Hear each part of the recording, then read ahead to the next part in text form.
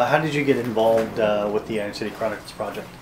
I first got involved with the Iron City Chronicles project. Once I was approached by Katie Kaufman. We had a mutual friend in common, and she thought that I might be interested in working on it. And I got a hold of Jason Turner, and from there it just kind of took on a momentum on its own.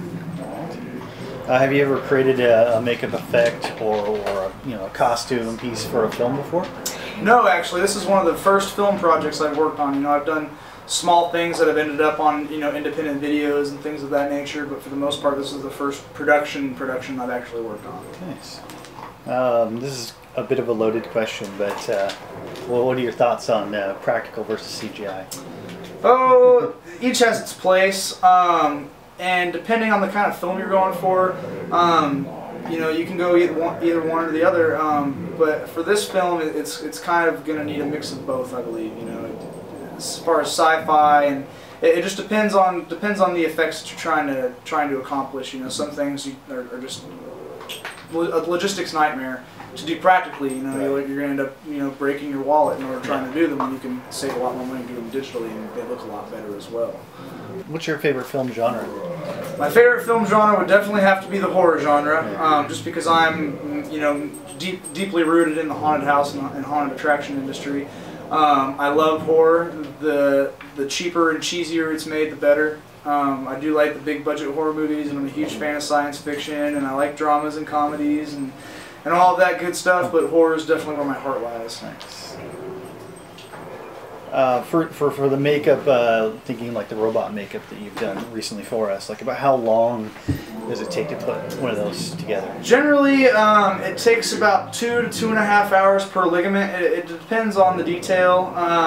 Some of the pictures that we've taken already for the Iron City Chronicles project, those particular pieces took around 4 hours a piece to complete. But generally it varies from makeup to makeup depending on the design.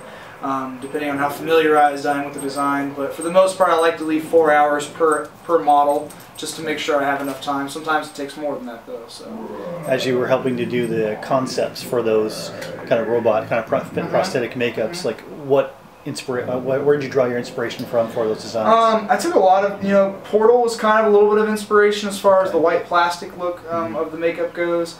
I scoured the internet and looked at a lot of biomechanical, futuristic Android type designs, and I kind of generalized them all as a whole and took little bits and pieces from the ones I like the most and used those parts the most.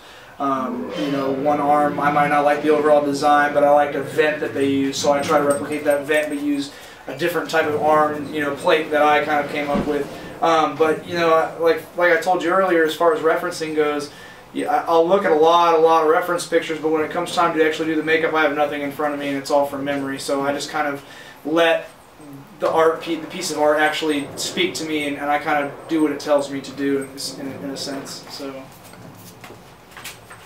And just going to go into like a little bit of detail about so far what we've talked about, like what you will be creating for Iron City.